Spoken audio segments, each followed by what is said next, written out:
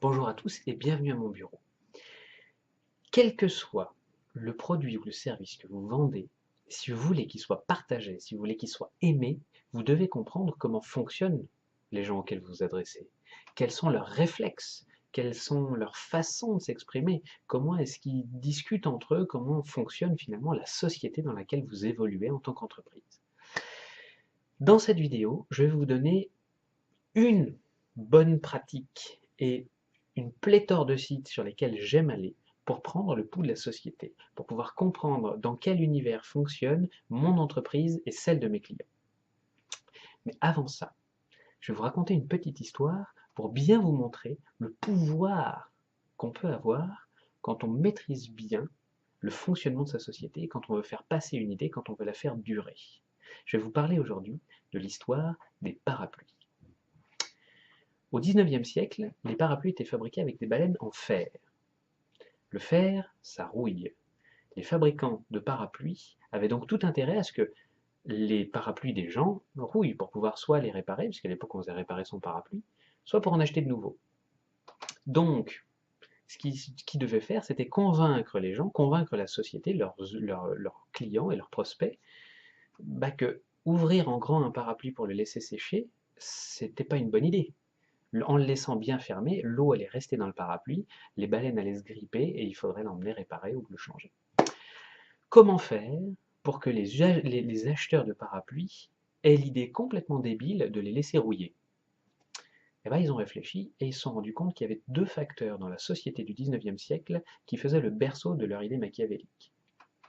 Vous allez voir. Et c'est grâce à cette connaissance-là et grâce à leur message que encore aujourd'hui, en 2015, à l'heure où je fais cette vidéo, on est à la mi-septembre 2015, il pleut partout comme c'est pas permis. On est passé à deux doigts d'une expression dégueulasse avec une histoire de vache. Partout en France, voilà, il flotte comme c'est pas permis, et pourtant, chacun d'entre vous, j'en suis persuadé, en tout cas l'immense majorité d'entre vous, n'ouvrira pas son parapluie à l'intérieur. Que vous habitiez en appart ou en maison, vous ne le ferez pas. Et ça vient donc du 19e siècle et des fabricants de parapluies qui étaient machiavéliques comme tout, et qui étaient super intelligents et qui étaient des communicants ultra puissants. Donc nous, on ne va pas chercher à faire du lobby taré, mais je vais vous expliquer comment ça marche. Comme je le disais, il y a deux caractères qui, dans la société du 19e siècle, la société dite victorienne, leur permettaient de pouvoir faire croire aux gens que laisser son parapluie ouvert à l'intérieur, ça portait malheur. Saugrenu. Première chose, un regain de mysticisme terrible dans toute la société victorienne. Les empires coloniaux se développent de partout. On va explorer des jungles épaisses, on va dans les sables des déserts, on creuse, on découvre quoi? Des civilisations inconnues, on découvre des pharaons, des tombeaux protégés par des malédictions, on fait tourner les guéridons dans les soirées entre amis. De plus en plus, la société devient mystique, on croit au paranormal, c'est quelque chose qui permet finalement de contrecarrer la rationalisation absolue de la société, puisque c'est la révolution industrielle, il y a des machines de partout. euh, donc finalement, la société se réfugie dans ses croyances, on a peur du mauvais œil, on a peur du diable, on a peur voilà, des malédictions, etc. Et puis la deuxième chose, donc la superstition, ça marche comme ça. La deuxième chose, c'est qu'il existait ce qu'on appelait des salons à l'époque. Les salons, c'est quoi? Vous aviez une femme, en général, c'était tenu par des femmes, une femme importante, avec une haute place dans la société, qui faisait venir chez elle, qui organisait des grandes réceptions fastueuses pour faire venir chez elle tous les intellectuels de son temps, les auteurs, puisqu'à l'époque, le top du top, c'était pas d'être mathématicien ou scientifique, c'était d'être auteur, écrivain, philosophe. Donc on faisait venir les politiciens, les auteurs, les philosophes, quand même les médecins, quand même les avocats, les scientifiques, etc. Et on faisait venir tout ce petit monde-là dans des salons pour, en espérant évidemment que les grandes idées naissent chez soi, donc c'était pour le prestige, mais tous ces rassemblements de gens comme ça, éminents, qui se retrouvaient, c'était aussi un vecteur fantastique pour faire passer les rumeurs. Je vous encourage à lire du Oscar Wilde si vous voulez bien vous rendre compte, vous verrez, c'est génial, c'est truculent comme tout, et voilà, vous verrez vraiment comment fonctionnaient ces salons de l'ère victorienne, à la fois leur absurdité, mais aussi leur extraordinaire capacité à faire passer des messages. Aujourd'hui, on a Internet, à l'époque, ils avaient les salons. Donc le mysticisme, tout le monde était prêt à y croire. Et en plus, on avait un super vecteur de communication, on avait les salons dans lesquels donc voilà, on pouvait faire partir une rumeur comme une traînée de poudre. C'était tout ce qu'il fallait à nos fabricants de parapluies pour pouvoir faire croire aux gens que si jamais ils ouvraient leur parapluie chez eux, le mauvais œil allait s'abattre sur eux, ça allait être malédiction, malheur, etc. Ça n'a l'air de rien, ça pourrait avoir l'air ridicule si aujourd'hui encore vous refusiez d'ouvrir votre parapluie en intérieur. Parce qu'ils maîtrisaient parfaitement leur société à l'époque, ils ont pu faire courir un bruit qui aujourd'hui n'a plus aucun sens et qui pourtant est encore respecté. Ok? Donc, maintenant qu'on a bien vu ça, je vais vous donner cette fameuse bonne pratique dont je vous parlais en début de vidéo. Comment est-ce qu'aujourd'hui, on peut aller prendre le pouls du monde? Comment est-ce qu'on peut aller comprendre les usages et les réactions des gens? Parce qu'on ne peut pas aller partout, parce qu'on ne peut pas être de toutes les soirées du monde, parce qu'on ne peut pas aller faire toutes les soirées réseau et aller rencontrer surtout tous vos consommateurs, parce que tout le monde n'a pas que des gens qui fonctionnent en réseau. Euh, tout le monde ne fait pas du B2B, notamment. Eh bien, Internet va être un super outil pour comprendre tout ça. Et la bonne pratique, c'est de lire les commentaires. Où que vous alliez, trouvez des sites dans lesquels il y a une grande masse de gens qui se retrouvent autour d'un même sujet, et lisez les commentaires. Passionnant. Et vous allez apprendre un nombre de trucs absolument incalculables. Alors, mes préférences pour voir comment les gens se comportent les uns avec les autres, et par rapport à une marque ou à une offre commerciale, c'est hyper important. La première chose, ce sont les job boards. Donc, quel job, monster.fr, cadre emploi, voilà, ce genre de site-là, qui donc qui propose des offres d'emploi. C'est hyper intéressant parce qu'en général, ils ont également en parallèle des newsletters. Ils publient des articles avec des bons conseils, des trucs à faire, des trucs à pas faire, etc. Une façon de se tenir, tout ça, tout ça. Et moi, j'adore lire ça. Je me suis jamais, à l'époque, quand j'étais étudiant, je me suis inscrit à ces trucs-là. Ensuite, j'ai trouvé du travail, hein, etc. Il s'est passé plein de choses. J'ai créé mon entreprise. Je me suis jamais désinscrit de ces newsletters parce qu'elles sont passionnantes, et particulièrement quand vous allez lire les commentaires. Trouver un travail, c'est un truc qui préoccupe tout le monde.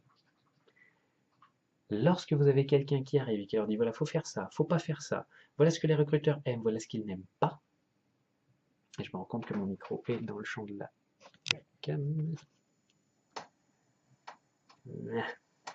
Tant pis, je sais pas si je le garderai ou pas au montage, mais c'est rigolo. Donc, le fait de trouver du travail, c'est un truc qui préoccupe tout le monde.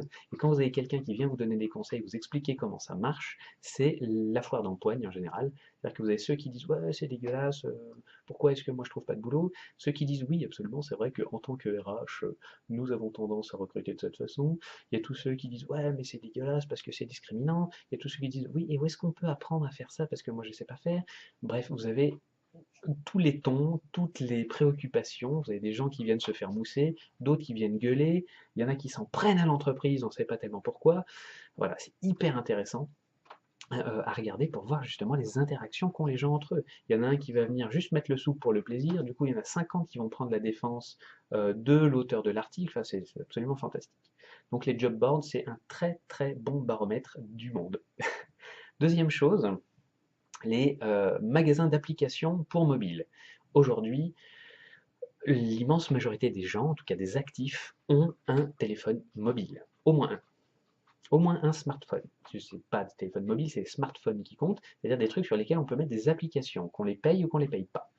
Et quand vous allez dans les commentaires des applications, j'espère que vous le faites avant d'installer une des vôtres déjà, pour savoir si ça vaut le coup, mais ce qui est absolument génial, c'est le comportement des gens. Vous voyez un truc qui m'épate. Vous allez acheter une application, je sais pas moi, qui a été faite par un Polonais, et vous allez l'engueuler en commentaire parce que c'est pas en français. Alors que le gars, déjà, il l'a fait en anglais. C'est pas mal. Et ouais, je vous donne 2 étoiles parce que ce n'est pas en français. Vous aurez mes 3 autres étoiles lorsque vous aurez fait l'effort de bien vouloir traduire votre truc. Extraordinaire. Comme si le gars qui avait développé son application avait des comptes à rendre à l'autre parce que c'était pas encore en français. Voilà, il y a plein de trucs hyper intéressants. Vous avez des gens qui viennent critiquer les business models. Donc ça, en tant qu'entrepreneur, c'est de l'or en barre. allez regarder. Quand vous avez des gens qui disent oui, vous nous demandez de payer l'application et ensuite vous nous mettez encore des pubs, c'est dégueulasse. Donc là, vous pouvez prendre une note. Si je fais payer un service, il ne doit pas y avoir de la pub au milieu derrière parce que les gens ne comprennent pas. Voilà, il y a tout un tas de trucs passionnants à comprendre dans les magasins d'applications, Google Play, App Store, c'est du régal. Troisième chose, euh, là on quitte un petit peu ce côté, ces aspects très, très formels et on passe sur la culture. Là aussi, ce sont des choses qui sont très partagées. Cinéma, musique, sport. Vous avez là encore des comportements hyper intéressants, des gens qui commandent beaucoup. Ce sont vraiment des secteurs dans lesquels les gens participent énormément. Et donc c'est intéressant de voir du coup comment sont structurés les articles hein, pour amener justement ces participations, et ensuite comment les gens réagissent. Et alors, allez sur Halluciné et regardez les commentaires à la suite des films ou des bandes annonces. C'est génial. Là, vous avez tous les critiques cinéma en herbe qui s'en donnent à cœur joie, qui sont pas d'accord, qui citent tout un tas de références. C'est merveilleux. Hyper intéressant. Il y a des gens très pointus, il y a des gens pas pointus du tout, il y a des gens très aigris, il y a des gens hyper enthousiastes. C'est c'est complètement fou, c'est toute une peinture sociale à regarder pour comprendre comment les gens fonctionnent entre eux autour, bah, à propos de la culture. Et c'est vrai que dans l'art, il y a des gens qui ont trouvé un truc génial, d'autres qui ont trouvé le truc absolument merdique. Donc, hyper intéressant. Autre chose encore, les sites qui parlent de sport. Alors ça, moi j'avais, depuis étudiant, j'ai une grande passion, j'écoute la radio les soirs de grands matchs. Après le match, parce que le match à la rigueur, on se passe, on fout, mais après c'est génial quand vous avez donc des gens qui appellent à la radio pour débriefer le truc, et là vous avez des milliers et des milliers de sélectionneurs de l'équipe de France. Oui, alors c'est vrai quand machin a fait rentrer truc à tant de minutes, moi j'ai trouvé ça complètement débile, il aurait dû le garder lui, faire rentrer machin dans la position de libéro truc muche, pour que... c'est génial. Et surtout ce qui est intéressant, c'est de voir justement les interactions entre les gens. Il y en a certains, ils ont le goût du sang, ils sont venus se friter, donc ils vont raconter d'énormes trolls, comme on dit sur le web. Il y en a d'autres qui vont venir prendre la défense, etc., etc. Et donc, je le rappelle, pourquoi c'est intéressant? Souvenez-vous du coup des parapluies.